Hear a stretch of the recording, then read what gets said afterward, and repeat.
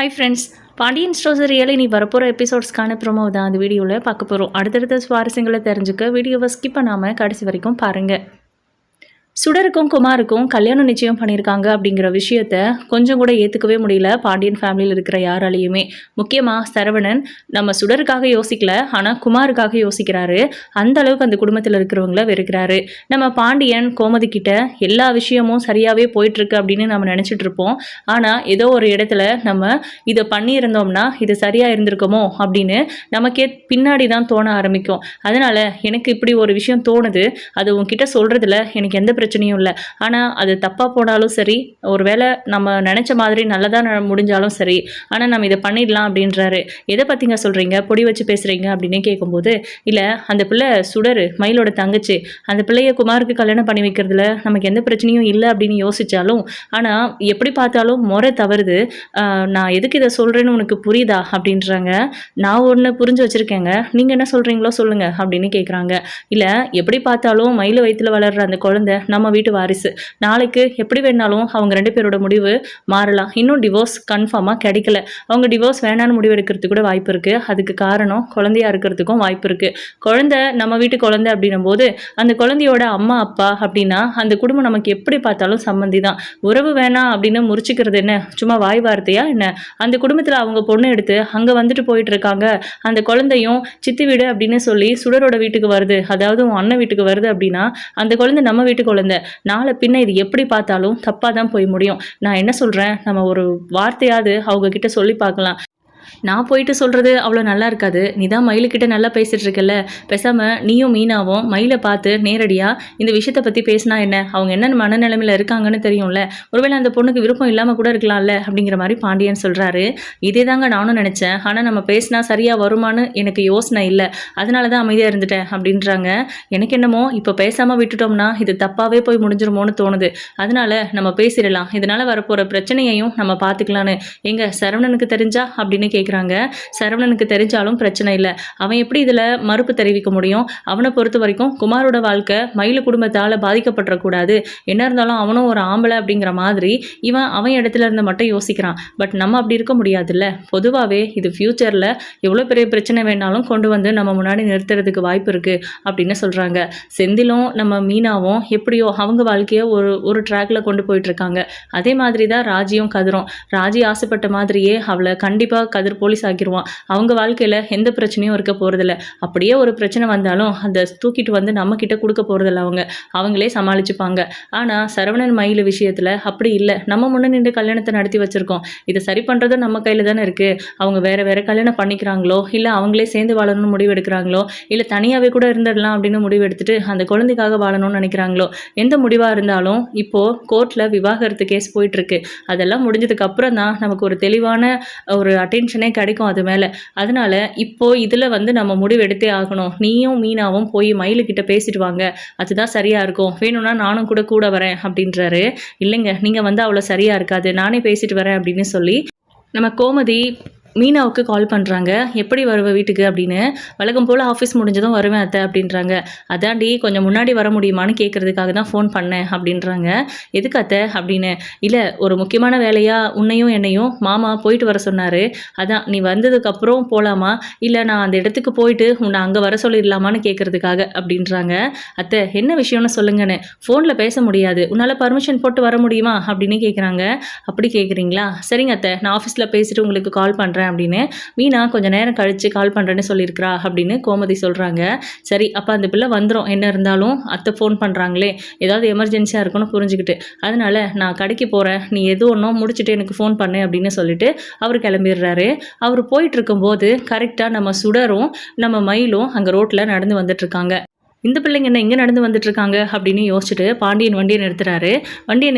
நம்மளை பார்த்து தான் நிறுத்துறாரு அப்படின்னு மயில் புரிஞ்சுக்கிட்டு அவங்கள திரும்பி பார்த்து நல்லா இருக்கீங்களா அப்படின்னு சொல்லிட்டு ஒரு வார்த்தை கேட்குறாங்க. இருக்கேன்ப்பா, இங்கே என்ன பண்ணுறீங்க அப்படின்னு கேட்குறாங்க. ஒரு முக்கியமான விஷயமா சுடர் சம்மந்தப்பட்ட விஷயத்தை பேசுகிறதுக்காக வந்தேன், அந்த வீட்டில் பேசுகிறதுக்காக இல்லை அப்படிங்கிற மாதிரி சொல்கிறாங்க. புரியுது, எனக்குமே இந்த விஷயம் காதுக்கு வந்துச்சு. என்னப்பா உங்கள் வீட்டில் இருக்கிறவங்க இப்படி ஒரு முடிவு எடுத்து வச்சுருக்காங்க, இதை பற்றி நான் பேசினா சரியாக வராதுன்னு அத்தை சொன்னா, ஓ அத்தைன்னு சொல்லக்கூடாதா, நீங்கள் தான் 2 பேரும் பிரிய போகிறீங்கல்ல அப்படிங்கிற மாதிரி கோச்சிக்கிறாரு. இதில் என்னோட முடிவு மட்டுமா இருக்குது, நீங்கள் எல்லாருமா சேர்ந்து எடுத்த முடிவு தானே எனக்கு விவாகரத்து கொடுக்கணும், இனிமேல் அந்த வீட்டில் என்ன சேர்த்துக்கூடாதுன்னு, அப்புறம் என் மேலே கோச்சிக்கிட்டா என்ன அர்த்தம் இருக்குது அப்படின்றாங்க. சரி சரி அதை பற்றி பேச நான் வரல, உன் விஷயத்தையும் சரவண விஷயத்தையும் நம்ம அப்புறமா பேசிக்கலாம். இப்போது இந்த பிள்ளை சுடரோட விஷயத்தை பற்றி பேசணும். என்னம்மா கொஞ்சம் கூட பொறுப்பே இல்லாமல் இப்படி ஒரு வேலையை பார்த்து வச்சுருக்காங்க உங்கள் அப்பாவும் அம்மாவும் அப்படின்னு கேட்குறாங்க. இல்லை அது அப்படின்றாங்க. பேச வராங்க மயில். இங்கே பாருப்பா, என்ன வேணா இருக்கட்டும், என்ன தான் காசு பணம் வசதி இருக்குது அப்படிங்கிறதுக்காக அண்ணன் முறை ஆகிற ஒருத்தனை போய் கல்யாணம் பண்ணிக்க முடியுமா? என் சுடர், நீயாவது உங்கள் வீட்டில் இருக்கிறவங்க கிட்ட சொல்ல மாட்டியா, இந்த பையனை போய் கல்யாணம் பண்ணிக்க சம்மதம் சொல்லியிருக்கே அப்படின்னு. அவள் சம்மதமே சொல்லலை மாமா அப்படின்னு மயில் சொல்ல, என்ன சம்மதமே சொல்லலையா, இந்த பிள்ளை சம்மதிக்காம தான் கல்யாண ஏற்பாடுகள் நடந்துகிட்டு இருக்குதா, நாளைக்கு நிச்சயதார்த்தமாமே அப்படின்றாங்க. நிச்சயதார்த்தம் நடத்த போகிறது என்னமோ உண்மைதான், ஆனால் சுடருக்கு இதில் கொஞ்சம் கூட விருப்பம் இல்லை, அதை பற்றி பேசுறதுக்காக தான் நாங்கள் இங்கே வந்திருக்கோம் அப்படின்றாங்க. யார்கிட்ட பேச போகிறீங்க அப்படின்னு கேட்குறாங்க. குமார்கிட்டையும் குமாரோட அப்பா கிட்டேயும் தான் அப்படின்னு சொல்கிறாங்க.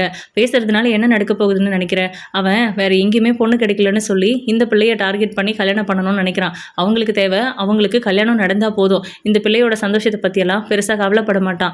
ஊருக்குள்ளே அவமானமாக இருக்குங்கிறதுக்காக ஏதோ ஒரு பொண்ணை பிடிச்சி அவன் தலையில் கட்டி வச்சிடணும்னு அந்த சக்திவேல் நினச்சிக்கிட்டு இருக்கிறான். ஆனால் இதெல்லாம் எங்கே போய் முடியும்னு தெரியல. சுடரை பற்றி நீங்களாவது யோசிக்க வேண்டாமா, அவன் தான் வந்து கேட்குறான்னா உங்களுக்கு எங்கே போச்சு புத்தி அப்படின்னு கேட்குறாங்க. இது எனக்கே சம்மந்தம் இல்லாத ஒரு விஷயம்னு எங்கள் அம்மா சொல்லும்போது நான் என்ன பண்ண முடியும்னு நான் விளக்கிட்டேன் மாமா.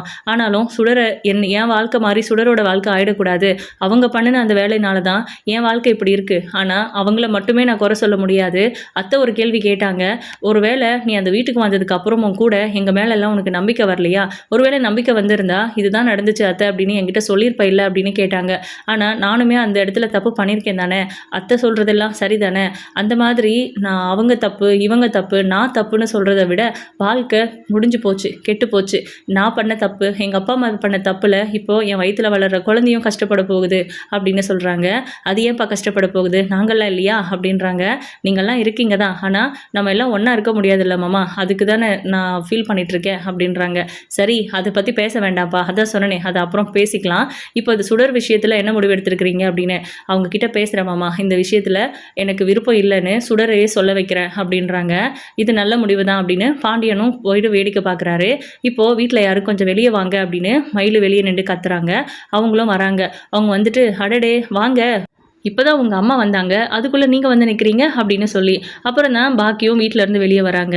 அம்மா நீ எப்படி இங்கே அப்படின்னு, நீங்கள் எதுக்கு இங்கே வந்திருக்கிறீங்க அப்படின்னு பாக்கியும் கேட்குறாங்க. இவங்ககிட்ட ஒரு முக்கியமான விஷயத்தை பற்றி பேசிட்டு போகிறதுக்காக தான் வந்திருக்கோம் அப்படின்னு மயில் சொல்கிறாங்க. ஆனால் சுடர் பயப்படுறாங்க. என்ன இவ்வளோ தைரியமாக பேசுகிற, நீ எதுக்காக வந்திருக்கிறேன்னு கூட எனக்கு தெரியாதுன்னு நினச்சிட்டு இருக்கியா, அந்த தைரியத்தில் பேசுகிறியா அப்படின்னு. உனக்கு தெரிஞ்சா என்ன தெரியாட்டினா என்ன, என் வாழ்க்கையில் நான் பேசாததுனால தான் இவ்வளோ பெரிய பிரச்சனை, என் வாழ்க்கை ஒன்றுமே இல்லாமல் ஆயிடுச்சு. அதே மாதிரி சுடரோட வாழ்க்கை ஆகிறதுக்கு நான் விட மாட்டேன், நான் சுடர் வாழ்க்கை விஷயத்துலையாவது பேசணும்னு நினைக்கிறேன், அதுக்காக தான் இங்கே வந்திருக்கேன்னு. என்னம்மா பேச போகிறேன் அப்படின்னு சக்திவேல் கேட்குறாரு. இந்த கல்யாணத்தில் நீங்கள் ஏற்பாடு பண்ணியிருக்கிற இந்த கல்யாணத்தில் சுடருக்கு கொஞ்சம் கூட விருப்பம் இல்லைன்னு அது சுடர் சொன்னாலா இல்லை நீ சொல்கிறியா அப்படின்னு கேட்கவும், நானே தான் சொல்கிறேன் எனக்கு இந்த விருப்பம் இல்லை அப்படின்னு நம்ம சுடரும் சொல்கிறாங்க.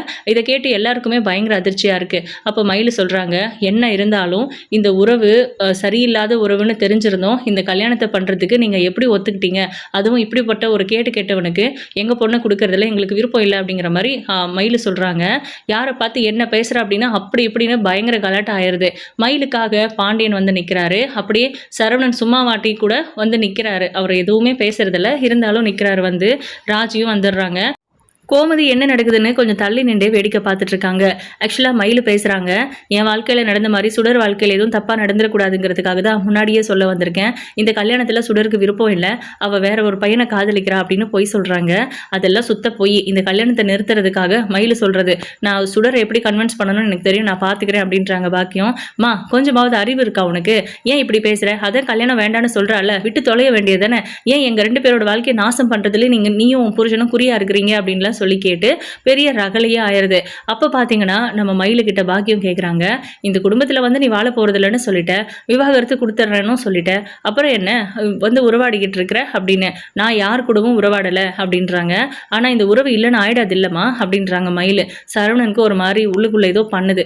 அப்போ மயில் சொல்கிறாங்க, நானும் அவரும் பிரியிறோன்னு சொல்லிட்டோம், ஆனால் இந்த குழந்தை அந்த வீட்டோட வாரிசு தானே, என்னைக்கா இருந்தாலும் அந்த வீட்டுக்கு தானே வரப்போகுது. அப்போது என் குழந்தை சுடரை சித்தின்னு கூப்பிடுமா, அத்தை அத்தைன்னு கூப்பிடுமா, சொல்லுங்கம்மா அப்படின்னு கேட்குறாங்க. இந்த கேள்விக்கு அங்கே இருக்கிற யாருக்கிட்டேயுமே பதில் இல்லை. புதுசாக வரப்போகிற உறவை நீங்கள் என்ன பண்ணி கட்டி கழிக்க முடியும், வேணும்னா இந்த குழந்தைய நான் வயிற்றுலையே அழிச்சிடவா அப்படிங்கிற மாதிரி ஒரு வார்த்தை கேட்க சரவணனுக்கும் மயிலு அப்படின்னு கத்துறாரு. அதே மாதிரி தான் பாண்டியனும் கத்துறாரு. மயிலு இந்த விஷயத்தில் அவங்க முடிவில் ரொம்ப ஸ்ட்ராங்காக இருக்காங்க. சுடரை குமாருக்கு கல்யாணம் பண்ணி வைக்கக்கூடாது, அதுக்காக எந்த எல்லைக்குனாலும் போகலாம் அப்படின்னு. ஆனால் பாக்கியம் அதே ஆப்போசிட், இந்த கல்யாணம் நடக்கணும்னா எந்த எல்லைக்குனாலும் போகலாம் அப்படின்னு இருக்காங்க. மயிலு ஜெயிக்க போகிறாங்களா, பாக்கியம் ஜெயிக்க போகிறாங்களான்னு வெயிட் பண்ணி பார்க்கலாம். உங்களோட கருத்துக்களை கமெண்ட் பாக்ஸில் மறக்காமல் சொல்லுங்கள். இந்த வீடியோ உங்களுக்கு பிடிச்சிருந்தது அப்படின்னா லைக் பண்ணுங்கள், ஷேர் பண்ணுங்கள். தேங்க்யூ.